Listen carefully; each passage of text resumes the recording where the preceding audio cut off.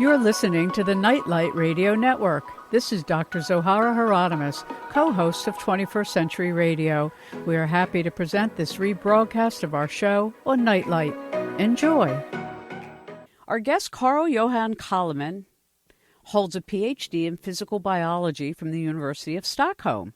He's a leading expert on the Mayan calendar, the author of the Mayan Calendar and the Transformation of Consciousness, the Purposeful Universe, and the Global Mind and the Rise of Civilization. His current book, I would say, is a culmination of all of these, The 9 Waves of Creation, Quantum Physics, Holographic Evolution, and the Destiny of Humanity.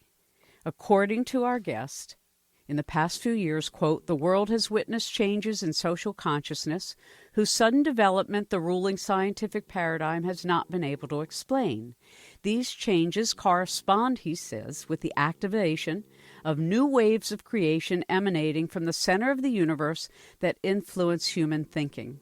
Listen in this hour and find out how a quantum holographic perspective on world history and human consciousness really makes plain sense when you tie it in to the 9 waves of creation of the Mayan calendar. Thank you so much for joining us, Dr. Calleman. Oh, thank you so much, Zohara. It's a pleasure to be with you.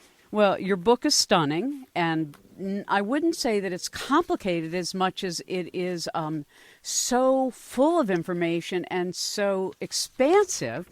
Share with our audience the fields, really, that you had to look at, from holography to quantum physics, to bring this together. And while you do that, may I pose one question? Was there a single question you were asking when you used all these fields of knowledge you have to answer something? Well, yeah. There's a number of different fields of research that has gone into this work. And it's because the Mayan calendar affects our views of pretty much everything. So I've already said the first field that's there, which is Mayanism, you might say. Mm-hmm. In addition to that, it's history, it's art history, it's galactic evolution, it's biological evolution, it is modern politics, it's quantum physics, it is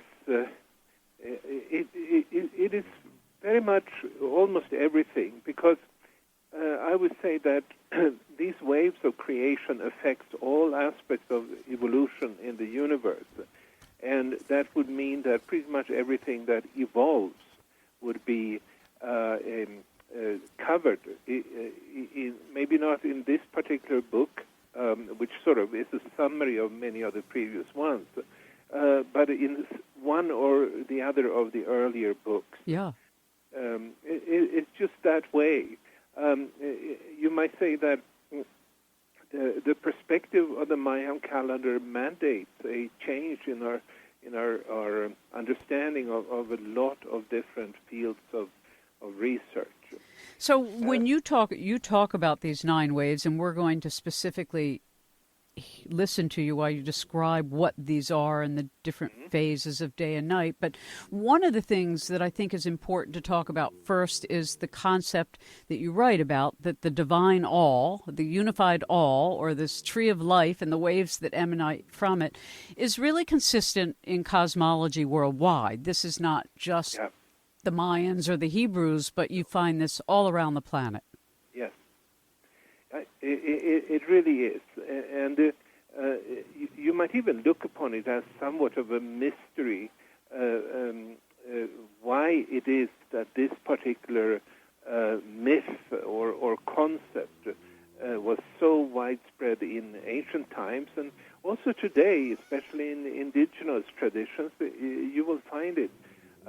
You will find it in Africa. You will find it in Australia, you find it in the Maori in New Zealand, you find it in Scandinavia, you find it everywhere.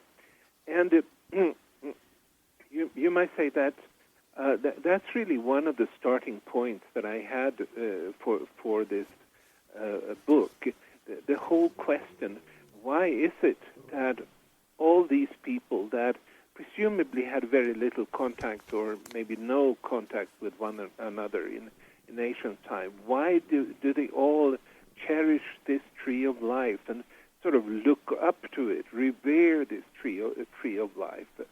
And if this would just be a sort of a fantasy without any real background, it doesn't make sense that everywhere people would cherish this kind of a tree. So this book, it starts by identifying what I believe is the reality basis. It actually exists, something you might talk about as tree of life. Yeah, I thought it was interesting. You even talked about this cosmic axis in the Tree of Life model that was pretty much sort of kind of covered up.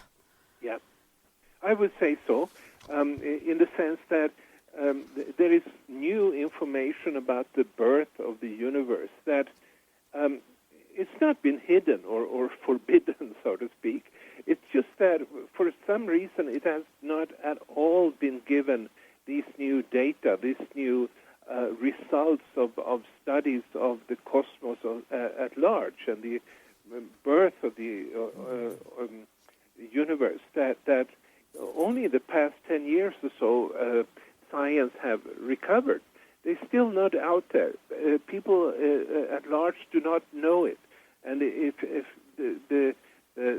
what people think is sort of the scientific view of the birth of the universe is a fairly simplistic idea. There was a big explosion called the Big Bang. And then, but simple logic doesn't support such a view because, if that was the case, then the universe would look like debris. It would be the remains of a big explosion. And that's not the case. Instead, we see everywhere, we see signs of life, and we see structure and organized forms and all these kind of things. Could never have come out from just a simple explosion. But the more recent studies of the birth of the universe that are coming from mainstream science, really, it points to something existing, some structure existing from the very inception of the universe. And that is exactly what the ancient peoples would talk about as the tree of life. Mm-hmm. As we see even in the Orient when they talk about the yin and the yang polarity. Yeah. And we see this also, what has been mistakenly referred to as duality, but it's not really separateness at all. It's differentiation of something so that there's balance. So when you talk about, and as we know, indigenous and some religious cultures speak of this time period we're in as being so significant, you put it in the frame of reference with these 9 waves of creation, but these waves of creation, and we're talking about things that, like you said, the first wave going from the Big Bang to the emergence of life on our planet, it was a very long time cycle. And then there's another wave, a second wave, and then a third wave, and a fourth wave. And each of these waves, you point out, are informed by a holographic pattern. So before we get to that, because I don't want to lose people in this to start sounding too abstract, because it's actually very practical what you've written, you say that it's a matter of resonance. And that some of us will resonate with a particular wave of creation that may have been started a long time ago, and some of us might have a resonant tendency to a wave that is just coming into being. Right. So there are 9 waves of creation, and these waves have been sequentially activated. Only the first and the sort of bottom line wave was activated at the time of the birth of the universe. And then it took almost 16 billion years until the second wave was activated. And then the next wave was activated 40 million years ago, and the next 2 million years ago, etc., etc. And each new wave, each new higher wave, has a frequency that is 20 times higher than the one it stands upon, the one that it proceeds from, so to speak. And at the current time, the human mind is influenced by 5 different waves. And to a large extent, how we come to perceive reality depends on which ones of these waves that we develop a resonance with. We will perceive reality differently, and then we will also create our own realities differently depending on what waves we are in resonance with. Now, waves you say are an experience, I guess one could say, of simultaneity universally. And when you speak of it, Carl, that there's a change in the length of time of the wave as well as the frequency of it. So even time changes. This is the thing that just blows my mind about your work, that it seems the closer we come to where we are right now, the faster time is moving. And from a general sort of popular pop culture conversation, I think everybody feels this. I think people do. And also, if you study the history of the universe from its very inception, you will realize that in the first billions of years, processes were very, very slow. But then, of course, when you come to our current time, not only can you see an extremely rapid development, for instance, in the fields of computer technology, and smart technologies and these things. But people in general are also aware that the things going on in the world are happening at a higher rate. And the background to that, the reason for this, is really then that only now we've come to resonate with a wave that has the highest frequency. And that we sort of align ourselves with this. The developing resonance with a high-frequency wave, it also means that our things are speeding up in our experience and in life in general, and also on a global scale in the events that are happening. And this has really changed the world in a very special way. Well, and you also show, again, without the charts, to show to the audience, it's a little more difficult than just words in that sense. But I'd like to compliment you on not only your literal descriptions, but the illustrations, because you make it, for instance, you make it clear that these waves have, I guess the easiest thing would be to call it a day and a night. Mm-hmm. How does this affect our experience of the resonance of what we're coming, I guess, in rapport with? Yeah, thank you. Well, very much so.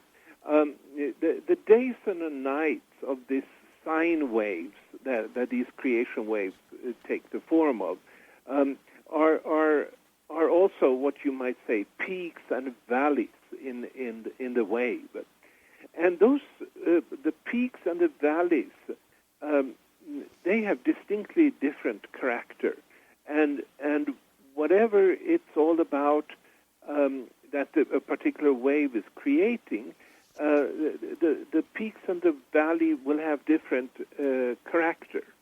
So in the peaks, then or in the days, then things are moving forward. These are the time periods of creativity, when new things are appearing and that are consistent with this wave, and which it is the purpose of this wave to create. Mm-hmm. Expansion. Expansion. And with every peak, every new peak in this sine wave, there will be a more advanced reflection of these phenomena.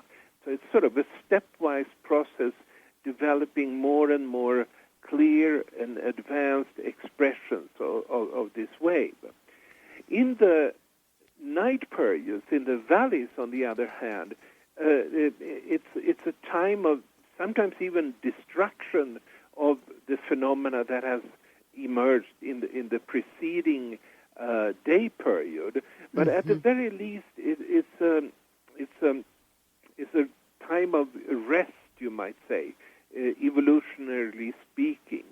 And so on all levels, on all 9 levels, this is sort of a general rule that forward movement takes place in the periods that are days, and then reactions or rest or destruction, depending on the situation, will come in the time periods that are nights. And this is also very much in keeping with the Hindu tradition of the day and night of Brahma, and we have time. Even in the Kabbalistic tradition, there's days of life on earth, there's days of no life on earth. In Judaism, it's so interesting, people don't know that, but day begins at night. First there was darkness, and then there was light. And so it's so interesting because it's really like you're describing a cosmic breathing, like an inhalation and exhalation from the cosmos itself. But we're going to take a break, and then when we come back, though, I'd like for you to share with our audience some of the specific examples, because, you've answered a question I've asked many of my guests, and I've interviewed a lot of quantum physicists over the last 30 years.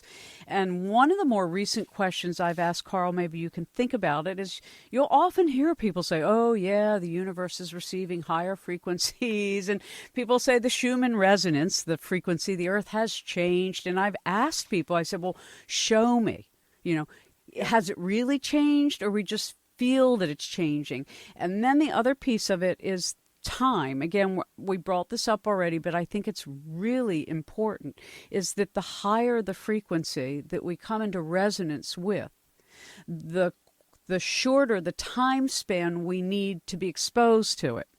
I guess is that the right way to put it? Yeah. Okay, so I did that right. We're going to take a little break. Then we'll come back with just an extraordinary researcher, a beautiful writer, The 9 Waves of Creation, Quantum Physics, Holographic Evolution, and the Destiny of Humanity. It's a 2016 Bear & Company release. This is Dennis Stone, president of America's Stonehenge. Our website is stonehengeusa.com, and you're listening to 21st Century Radio with Dr. Zohara Hieronimus. So, Carl, I want to come back to these waves of creation. The fifth wave, you pointed out, started around 100,500 BCE, and we had tribal equality. And the sixth wave was 315 BCE, and we had social inequality, monarchy, and slavery. I'll just recite these few, and then we'll stop. Seventh wave, 1755 Common Era. We had equality, abolishing slavery and monarchy. The eighth wave began January 5th, 1999, with economic inequality, and the ninth wave, March 9th, 2011, equality. Now, you're showing us an extraordinary overlay of these holographic waves that are informing us.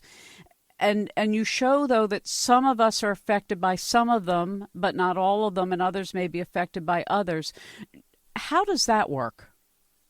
Well, I think it is pretty much as when you tune into a radio station, that there are different frequencies available. And it's the same thing with the cosmos. It gives different waves that we may tune into. And especially now, and I want to emphasize that as a big change in the history of the universe that took place in 2011. Especially now, all these waves are accessible for the first time. They're running in parallel. So it is like these different frequencies are available, and you can to some extent consciously work to develop resonance with it. And if you're not conscious of these different waves, you may also find yourself just resonating with what seems to be the station you've always been listening to, as if there was nothing new coming into the universe. And I think this is an important thing because, especially before the year 2012, when there was so much talk about the Mayan calendar, there was this perception that some people thought that things would change automatically just across the board at a particular date. And that's not how it works. What's happening instead is that new potentialities, like in the sense of quantum physics, have become available. But in the final analysis, we will have to have the intention of developing resonance with these different waves.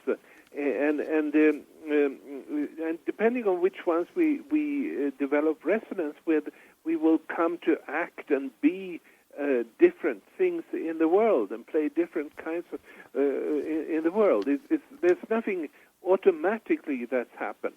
What has happened is that the full spectrum of different frequencies are now, for the first time, available, and that they are creating a new stage, you might say, for us to live life in. And they're also, together, you might say, they define a direction in which the human life is going. And I think that's a very important conclusion of this book, namely that whatever level of chaos that we may experience in the world today, this is still just a reflection of a temporary interference pattern between these different waves, and the setup of these 9 waves are still defining the direction of the world, and it's going in the direction of unity. Right, of raising human consciousness, as you point. And I've talked with a lot of different authors, and everybody may have a different way to express the all or unity consciousness, or as Larry Dalsey calls the one mind.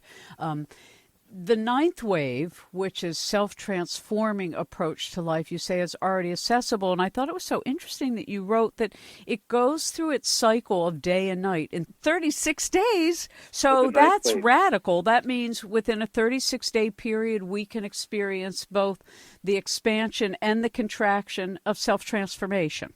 Yes.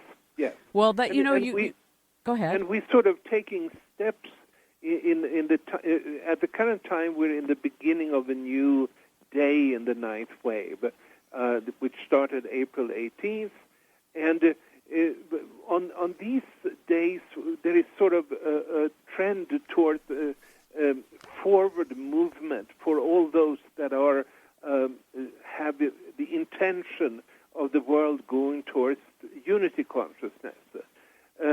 Then comes a point, let's see, if it's 18 plus 18, that would be 36. I think it's May 6th, when it would turn into a night period. And in that time period, which is up until May 24th, then there will be a time when we will have to deal with everything in ourselves that is inconsistent with our movement towards unity consciousness. So it's sort of there's wind on the back, and then the wind disappears, and there is forward movement for unity, and then there is, we're just taking one step at a time. Right. It's not something that changes everything forever. This is something that will go on for a long time, and whoever has this intention that they want to go into the highest unity wave of the universe, I suggest that they should become aware of these waves and the phases in the wave, and because it gives a certain kind of information. There's a different kind of information coming in the periods that are days compared to those that are nights. And very often there could be guidance coming in those time periods that are days. Yeah, and that's what you show, that in the day cycle of these waves is when you see, new development, innovation. And I thought it was I just love, I mean, there's so many fascinating things in this work. There's no way we can cover it all. But I love that you wrote, as the shift in the seventh wave approaches in 2031, there will be an increasing number of people that have seen through the current nationalism and instead will repeat the mantra, humanity first, as the only way forward for our species and the manifestation of true global unity. That's very hopeful. 2031 is not so far away. It's not so far away. It may be a rough time until then, but we certainly are depending on, how many people are creating resonance.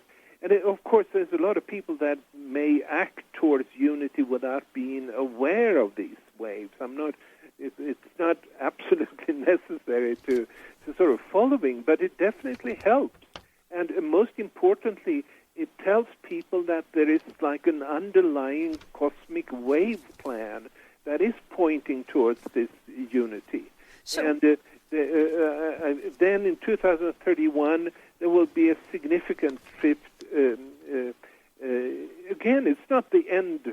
So it's not the last shift. They will continue, but it will be a significant thing, and I think it will make life a little bit easier than it is at the current time. Yeah, and it's interesting how, as in every cosmology, as above, so below, as within, so without, we're talking about these layers of holographic informing us, or holograms informing us, but they also overlay each other. So, and this has always interested me the most in sacred geometry and things like it, which is the interference pattern.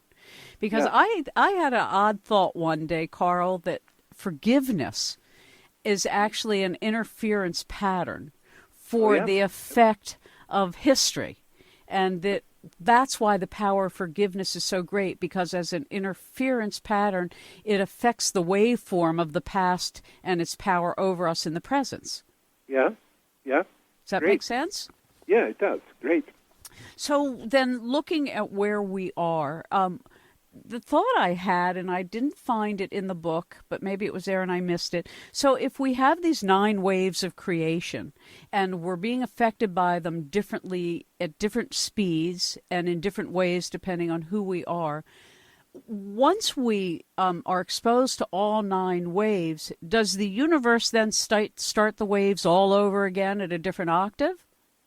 Well, I don't think so. I think from now on, these waves will just sort of go on endlessly into the future. And this is what the Mayan calendar was trying to tell us, that as of 2011, we have the resources available to us for our full development as a humanity? Yes. And not only that, but also that from now on, this wave of unity will always be accessible to us. That's beautiful. Yeah, it's important. And so when we look at this unity consciousness, you say that it stands on a mind carried by the 8th wave, which favors the right brain half, which which means in turn that the feminine is supported. And of course, we talk about that a lot, the development of our intuition and our ethos of care. Share with us more on that. Well, each wave carries a certain polarity of the mind, if you like. It carries certain filters. So basically, when the 6th wave began 5,000 years ago, approximately, what people started to download was a mind that had the light on the left brain half. And as a result, the civilizations that emerged were essentially patriarchal, and the kind of religions that were developed under the influence of that wave were also very much patriarchal. And then came the 7th wave, starting in 1755, which shifted the perception of reality. It gave a new dark filter to without any polarity, really. So, because there was no polarity created by this filter, we saw a rise in all kinds of equalities of democracy and the abolishment of slavery, of many other things. Where, socially speaking, the whole idea of democracy would emerge. But then it comes, especially with the eighth wave, a shift over to the polarity, where the light comes on the right brain half, and the result of that has been a tremendous rise of the role of women in the world, and so it's just the shift in polarity that has, I would say, had a profound effect on especially on gender relationships.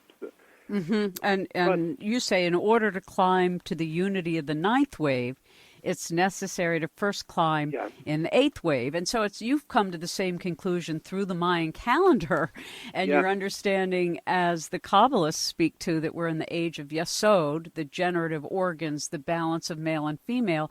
And then when we finally get to the bottom of the tree of life, it's like an elevator that has to go to the basement before it can go all the way back up. Yeah. It's Malchut, which is the feet. It's the feminine, it's the moon, and you've come to exactly the same conclusion, that the protection and expansion, quote, of female rights worldwide is thus a necessary step for manifesting the destiny of humanity. And in Kabbalah, for thousands of years, they've pointed that this is inevitable, and we will see it with women's leadership worldwide. Yes, it is. But it's not the last step, so to speak. Right. The ultimate step of the ninth wave is sort of, I would say, rather beyond the gender differences. Mm-hmm. It's more like androgynous, I would suspect. And we're already now seeing these kind of issues around androgyny becoming more and more highlighted in society. And in the beginning, I should say, of this ninth wave. It deserves to be pointed out that this ninth wave, which is the highest of the waves, it's only been active for 5 or 6 years, and it's intense. I mean, as a spiritual seeker, my entire life, I have never felt the kind of energies I feel now. I mean, I went hyperthyroid from it. It so affected me physically. Yeah. And I assume it's affecting a lot of people physically, and they may not know that that's the source of why they feel like things are going so darn hyper. Yeah. So we do have to take a break, and when we come back, I'd like to talk about some of the phases coming up and how it is a person can really use the kind of information you're making available and that the Mayan culture and calendar described for us so long ago. So that each of us can do our part in a really positive manner. If you're just joining us, our guest is the author of The 9 Waves of Creation, a 2016 Bear & Company release, Quantum Physics, Holographic Evolution, and the Destiny of Humanity. I know of no other book like this, Carl. I really think you've written one of those books that's like, well, that's it. He said it all. What's left to say? We'll be right back. Hello, this is Pete Leiden, the founder of Reinvent. You can find us at reinvent.net. We're a group that pulls together top innovators across America, even across the world, to really work on solving complex challenges and actually reinventing our world. And today you are listening to 21st Century Radio with Dr. Zohara Hieronimus. Dr. Carl Johan Calleman, author of The 9 Waves of Creation. You can also go to his website, which I have misplaced. I'm doing just wonderfully tonight. It's like everything I put down, I can't find it 3 minutes later. There we are, Calleman.com. That makes sense. Calleman.com. So, Carl, coming back to some of the things you've written about and the impulses we see just in the news, like, for instance, the deconstruction of the nation state and getting rid of the administrative state, as Bannon and others have talked about, and sort of this it's called populist or populism, but there's really nothing populist about it. You talked about the rise and decline of Western powers as a result of the seventh day of the sixth wave. Explain to us what that means and why you think this is happening. Well, overall, this is a phenomena, the sort of the basic wave developing civilizations is the sixth wave, and it goes back to 5,130 years ago. And overall, I already mentioned that particular wave favored the left brain half, and the reason is that it also the favoring of the left brain half is actually a reflection of the favoring of the Western hemisphere on a global scale. It is, as you said, as above, so below, or as on the earth, so in our brains. Mm-hmm. And in the past about 400 years, a day or a night in this particular wave is about 400 years long.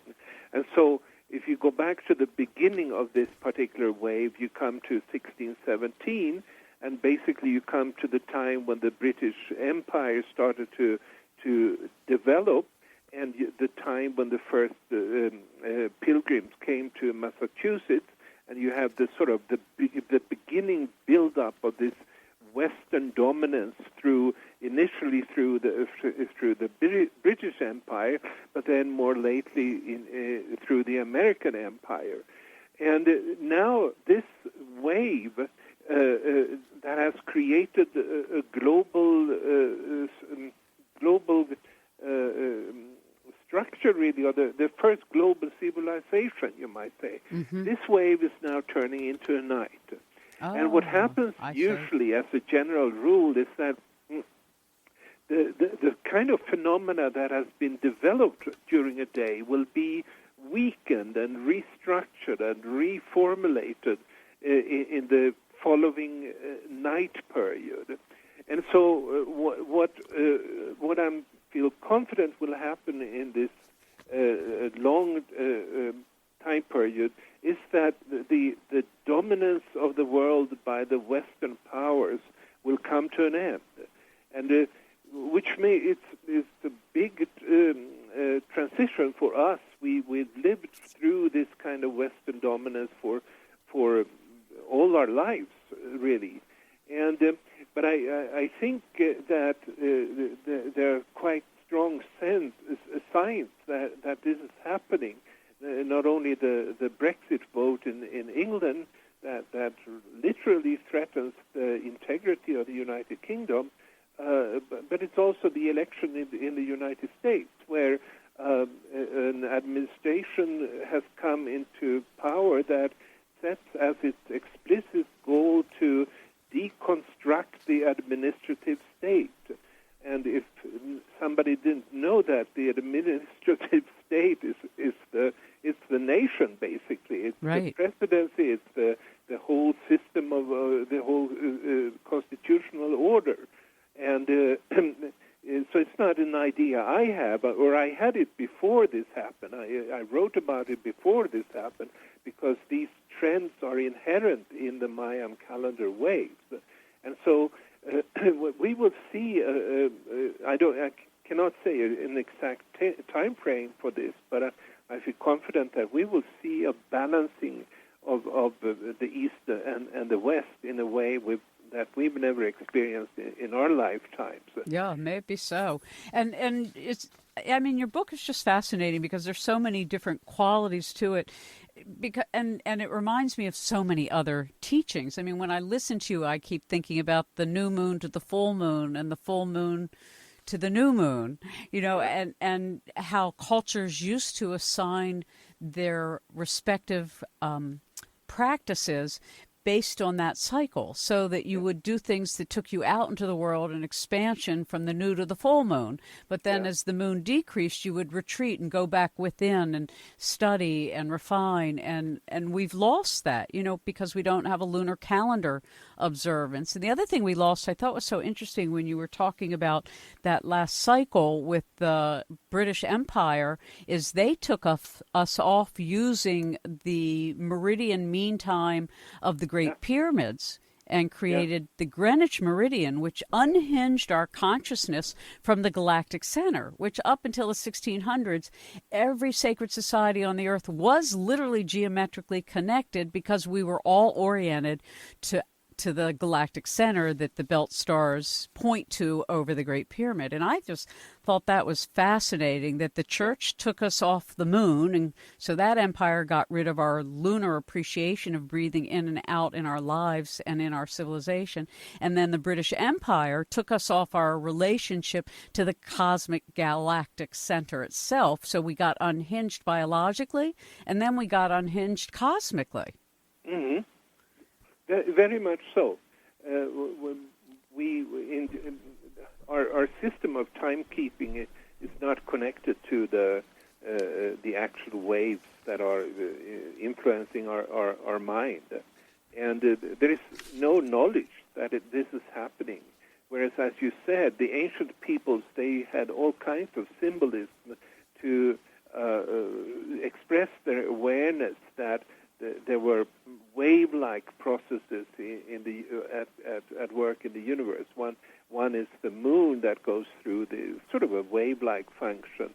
I come to think of the plumed serpent, which I haven't mentioned, but it's a well-known symbol of from the Maya or from the Mexicans of this kind of a wave movement, a serpent that in their mythology was the bringer of civilization. And that was, again, we coming to this sort of a wave-like cosmic process. And that ancient people were aware of, dominated their lives. They were not able to control them always, but they were aware of their existence. And they were not taken by surprise by these kind of changes that these wave-like processes would be carrying. I think people would really benefit from a recovery of this awareness that time is not just a straight line. It's really it's something that has very many spiritual and qualities that we go into shifting worlds, shifting eras in a wave-like manner. That was charted pretty exactly especially by the Maya. Mm-hmm. Do you think that the 9 waves of creation model gives us a better understanding of why, when people talk about our being 10-dimensional, like the tree of life, 10-dimensional being, we can be in different times of history, both in the past and future, simultaneously? It's because we're coming into resonance with these waves. I mean, that just now struck me, and it's one of those puzzles I've had for a very long time. When you try to have a public conversation about multidimensionality experience, and to say, I feel like I was in World War II last night, and then on the other flip side, I might say, oh no, I was in a spaceship out in, on the moon. Mm-hmm. So people then, through the resonant association, when you come into resonance with these waves, do you think you can go into a wave and change the effect of history in the past? No, I wouldn't think that. Okay. But I would think, well, I do think you can, through the resonance, you can get clarity. That's the reason some people can see into the past and maybe into the future. Do you think that's what psychics and mediums do, that they come into resonance? Yeah, I think so. They come to resonance with these waves, and that's how they can see beyond the reality that's just in front of them.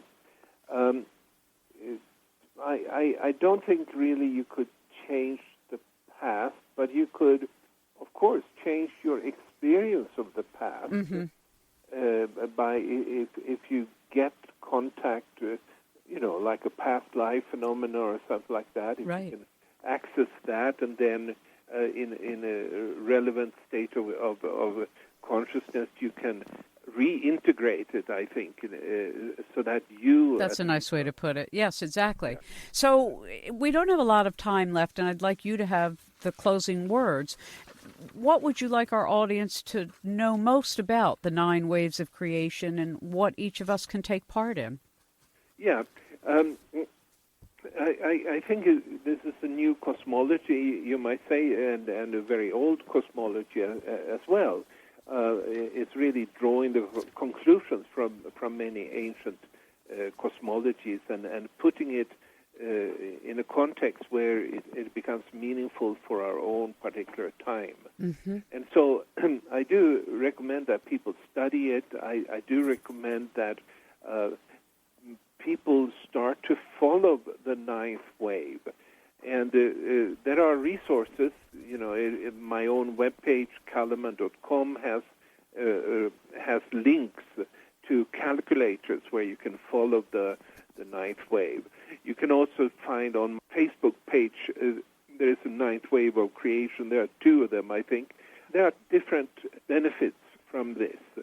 That it tells you something about how you as an individual with your particular purpose can become part of the collective process. We have to say goodnight. I'm sorry. Go to Calleman, CALLEMAN.com. Calleman, CALLEMAN.com. 21st Century Radio is produced by Hieronimus Company. Our executive producer and research assistant is Laura Kortner. Our engineer is Anita Brockington, and I'm Dr. Zohara Hieronimus.